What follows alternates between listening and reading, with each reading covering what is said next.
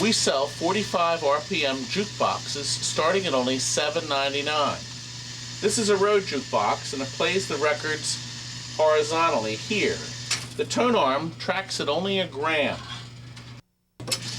These jukeboxes have a high fidelity amplifier with almost 200 watts of power.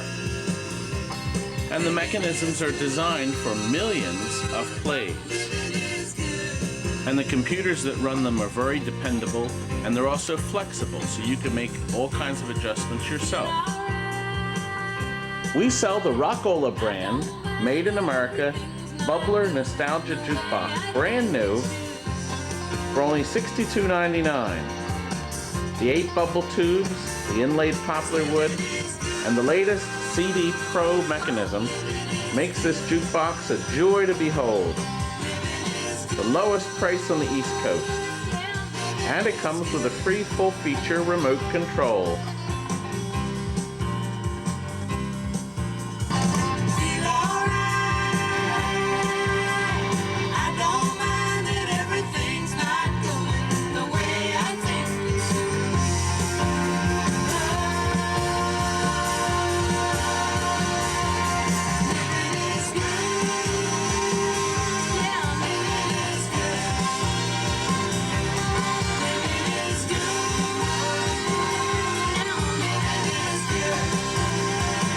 Ah, that felt good. This is the Seeburg Mardi Gras. It was made in the 70s, plays 45 RPM records, and it has the blinking lights. This Seeburg actually has a disco ball in it, and, better yet, a small window at the top so you can actually see the record playing. This is a 1954 Seeburg jukebox. Hey Bill, take the cover off.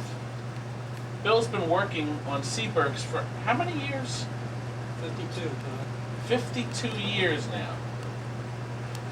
Bill loves Seeburgs. It looks pretty complicated to me, but Bill knows his stuff and he can get these mechanisms cleaned and working and running beautifully.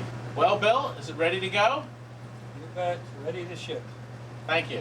Howard's making some last-minute adjustments on this road jukebox. What record you got there, Howard? Listen. Pretty good. Let me see it real quick. What a great record. Let me see that for a second. Oh, there she goes. Let's have a look inside the Xenon at the electronic system. We have a 4-player game, which all electronic games are, plus a display that counts the balls and how many credits you have, quarters. You can see the computer-controlled lights flashing now. Inside, this is the logic board, the heart and soul of all pinball machines. It's this board that tells the game exactly what to do and how to play. These 2 chips are the personality for this particular game, in this case, Xenon. And these 2 chips tell, when you roll over certain switches, what the machine should do. They use this board in many other pinball machines made by Bally for about 8 years. Other companies have a similar system. Now, this board over here is the solenoid driver board. This supplies the 5 volts to all the electronics, plus the high voltage 200 volts that run all the orange displays in the head. See this row of transistors at the bottom that look like a row of soldiers? There's 20 solenoids that the computer up on the left can control. If I hit them, that's the knocker when you win a free game. It activates all the different coils in this particular machine. It can instantly tell the coil to thump. Now this other board down here is the lamp driver board. There are 64 transistors of 2 different sizes that run all the different lights on the machine. If I short them out like this, with this probe here, you can see different lights on the machine light up. The computer can flash individual lights at any time. But in the case of Xenon, 64 lights weren't enough. So they added this board. They call it an auxiliary lamp driver that can run all the extra lights. There's a lot of lights, for instance, in the head of the machine that you can see flashing as I short them out here. Lastly, we have the sound board. In this case, there are 2. This produces all the sounds and this board produces all the words and talking.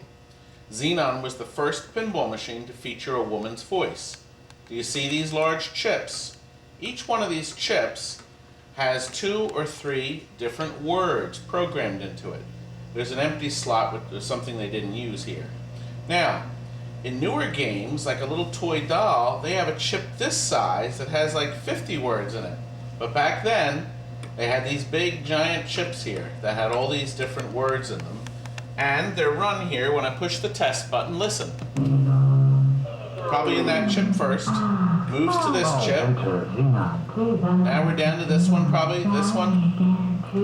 Probably over here, and moves down. All those sounds produced by these 2 boards back in 1980. This was quite state-of-the-art back then. Let me remove our logic probe. We only like selling computer-controlled machines just like this because even though they're old, the computers, once they're overhauled, are tremendously reliable and should work for many years to come.